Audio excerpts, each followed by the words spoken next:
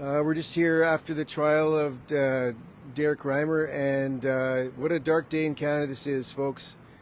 I mean, the judge failed to recognize that these pedophiles are grooming our children, and he failed to recognize that this is a travesty. It's wrong, and Canada, we need to stand up, because this is just.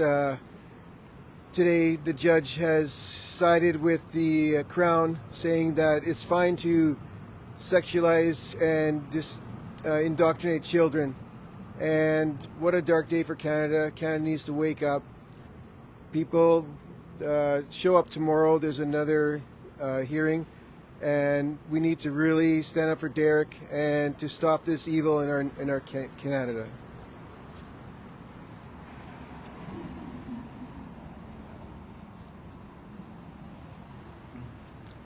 I'm here amazed at what I've just witnessed. We know that Canada has been on a steady decline in our laws. We have no representation. We have no representation. We have no way to defend ourselves anymore in this country. It used to be very different, but now I just attended the court case for Derek Reimer, the appeal, and it's amazing to me that the judge who was ruling over this can't even acknowledge and say publicly what this is about. This is about the abuse that is being done on the children. It's not about the library, the manager at the library. It's not about any of that. It's about the abuse of little children that is taking place, and no one seems interested in doing anything about it. This country is a joke. It's a third world country, and we need help. We need international help to recognize what is going on here. Thank you. Yeah, I'd just like to say this is another precedent towards criminalizing free speech, free association, because the judge would not even name the complainant, Shannon Slater, the librarian, and I'm not sure if he referred to her changing her name or something, but he made some statement of a case where a person actually changed their name. Now, what we see is the complete disappearance of the distinction of a manager to whom a citizen with civil rights can go to and make their objections known. Now, that manager was completely reduced down to that of a private citizen, putting a magical, impenetrable bubble between criticism and people in the bureaucracy of the city of Calgary. This has been increasingly a trend, and now the people that make these decisions, like putting drag queens in front of little children to give sexualized stories, for which God has a fiery end, are allowed. Derek lost his rights as a civil participant in the city of Calgary. He cannot speak or criticize and call to attention and express disapproval to the very people who are in control and in responsibility of these activities, these perverse activities. So the bubble of protection that is over City of Calgary employees internally, you dare not criticize or make criticisms inside. This allows all these woke people to go around doing their damage. So I think that's the fundamental change that's happened, taking a simple case of harassment and then criminalizing it to the max and giving more time to Derek than somebody who stabs or even murders people in other cases. So we see a very sad declension in the judgeship, in the prosecutive prosecutor office, and we're very disappointed.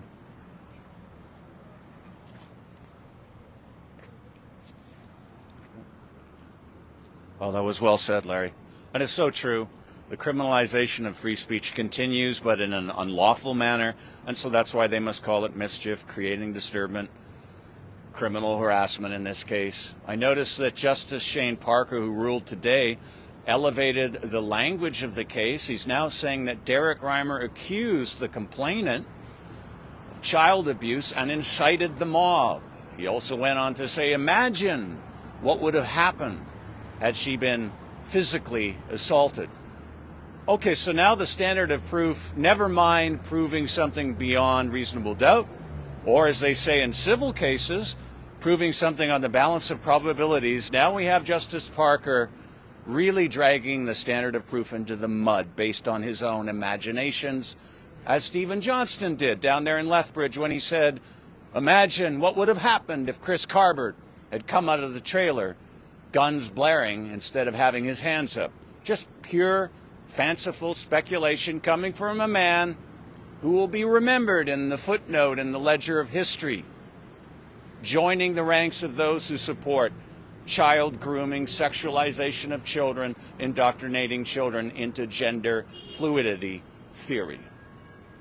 It's a sad day for justice here in Canada, and the argument presented by the judge in a rambling essay packed dense with case law that has no bearing on this matter. When you look at the case law of criminal harassment, it's not pleasant.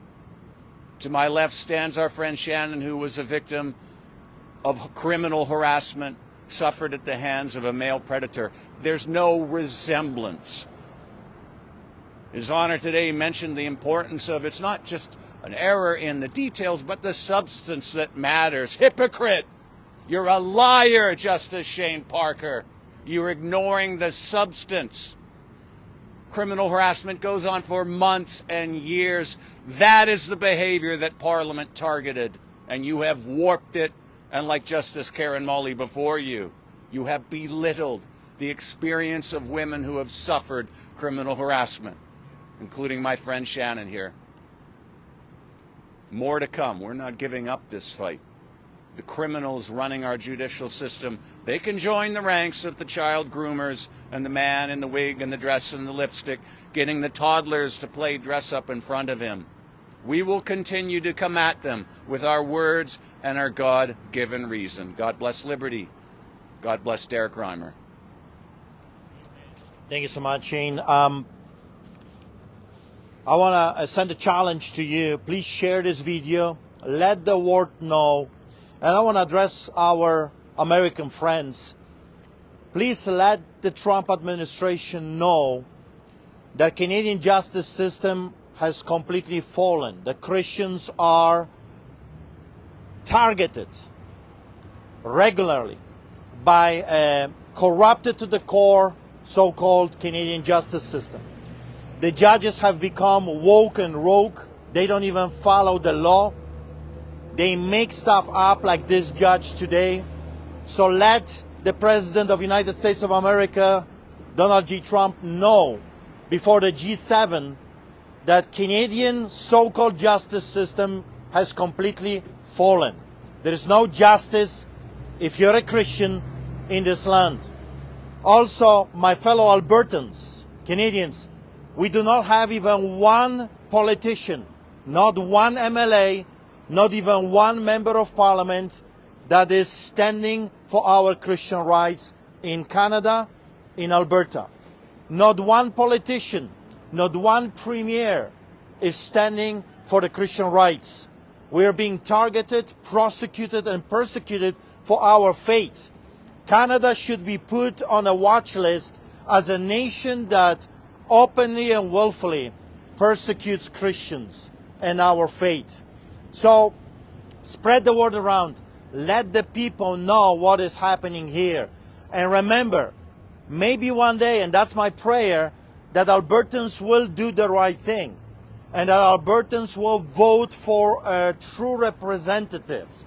People that actually want to serve them, not to abuse them, rape them, and steal from them, like the so-called conservative government with Daniel Smith is doing right now.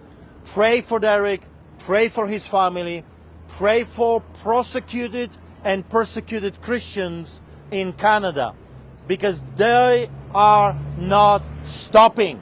They are not stopping. And you might be next. If you don't stand with us, with Derek's of today, you will be next. So thank you so much for tuning in. Tomorrow, again, the family and Derek Reimer is going to be dragged before another judge. Or the same one. Is Molly going to be the one? Karen Molly, the crooked judge in the province of Alberta that makes stuff up, manipulates, just like Gordon Krinky did in my case, just like John Rook the Crook, just like David Gates before, and Adam Germain. Those are the crooked judges in the province of Alberta that have lost their minds, and they're using justice system. They've weaponized justice system against freedom of expression, freedom of religion, freedom of peaceful assembly, and freedom of simply existing in this country. So stand in solidarity with us. And remember, Solidarity Movement of Alberta is a registered political entity in the province of Alberta, and we will have a stack of candidates that will run against those crooks. And one day we will clear this sham called so-called justice system, and we will deal with the crooked judges and crooked crown prosecutors like Stephen Johnston. One day justice will be served. So be blessed, stay strong, don't quit, don't give up. We know in the end how the story ends. We win in the end. And remember, lions do not bow before hyenas. Be blessed. You want to say a few? Oh yeah, just a second. Okay.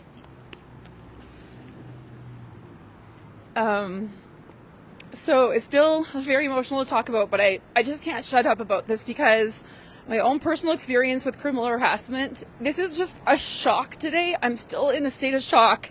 It's super emotional, but what I went through with criminal harassment and what I was even told by, I had like a friend who's RCMP at the time kind of said, you know, if you are actually going to push for criminal harassment or, you know, go that direction, it's a very intense punishment and an intense verdict. So there is a lot of things that have to happen in order for it to be criminal harassment.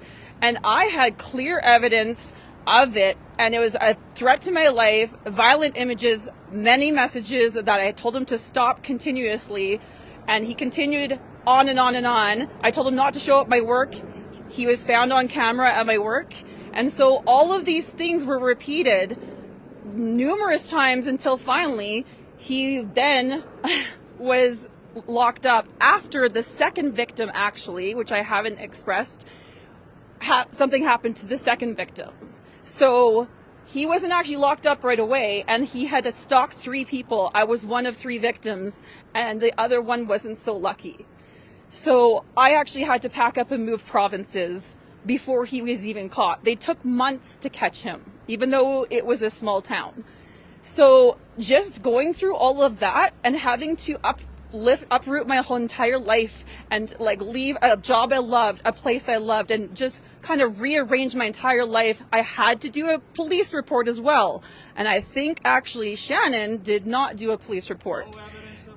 Exactly. So all of these things to get to that verdict or that that kind of criminal harassment, like, what's that? Conviction. Yes, conviction is all of these steps. And it seemed to be very complicated and hard for me, but I finally got it. And then he actually went against many things his parole officer had told him to do. And then so someone for me, like myself, that went through that and who was actually at the library with Derek the same day that he talked to that librarian, and watching a peaceful conversation where we pay our own money to these public libraries. We should be able to go talk to managers and actually, state our disgust of anything that we see, which our funding is going to. And so watching that happen right in front of my eyes, and it was super peaceful, and he left. And if we're supposed to hold our politicians accountable, why can't we hold public people, public managers in our libraries accountable? And so it's just really, it hits me very hard and emotionally, because I'm watching this happen to our fellow brethren of Christ, and it is literally evidential now, completely evidential. It always was, but today I'm still in shock, because I thought that the appeal would be won over, because I thought the judge had erred for sure. Molly, I believe, just made many errors, and I'm watching this. I thought today it would be overturned easily. And to watch another judge just agree with her is actually shocking, because it just shows now maybe this is supposed to happen. God will use this to expose how dark and corrupt our systems are, because this is so wrong. This is against our human rights of human freedom of speech, and there's Christian persecution that is so evident. And I want people in the world to know how corrupt it is. And if you're still cushy on your seat at home and watching movies and not aware what's going on in the world, you need to get up and rise up and do more action, to step up and stand along with your fellow brother and your brothers and sisters in Christ, because there's so many people actually on the front lines fighting and protecting the children, and just all the other things that we are always trying to do good in the world, and we just need more people to rise up. And I know that they're trying to make a statement with Derek. So in that sense, they are not going to win, because we're going to get louder, actually. We are going to continue to stand. We do not fear mankind, because we actually only fear God. And when you fear God, that's the beginning of wisdom. And so I just call on our Christians and our fellow brothers in Christ and brothers and sisters in Christ to just stand and do more. And be aware, get this word out about this story, because we just really need to come together now and honestly do more. And we need to call upon one another to gather more, to preach more, to get the truth out to the people that need it, and put our light into the dark places. So this is just in a state of shock story. I'm just a little emotional. I'm just feeling a lot of things right now, just with this whole thing. It's a sham. Our system needs to be rewrote. It does. It has to be torn down like Babylon, and we need to actually have more God in our systems, more justice, truth and justice. This is literally an abuse of power, and it's actually literally pointing out Christians and saying, how can we get them? How can we make up laws and muddle things and make it gray area? Because that's what I've seen. I've been to so many court dates for both Pastor Art and Pastor Derek, and it is a sham what I've learned, and it's really sad. So we need to actually pray that God comes back in all of our systems. Pray even for those judges that are actually coming down on us with wrongful convictions, because I'm sure that they're not going to sleep very well when we're praying for conviction to fall upon them, because conviction is what they need to feel in their hearts. And if they don't, then that's sad, because that's a seared conscience. So I pray that they will not have a seared conscience, that they're not too far gone. So we want to just ask you guys to gather together more, actually make more statements, just do what you can in your own communities, and then just get the word out about the story. This actually has to be shared more. People are not understanding what is actually happening in our country. So we need to pray for our country, pray for our brothers and sisters in Christ. If you can come tomorrow, please do. We're actually gathering again here at 12:45 p.m. Please come to Calgary Courts. Thank you so much. God bless.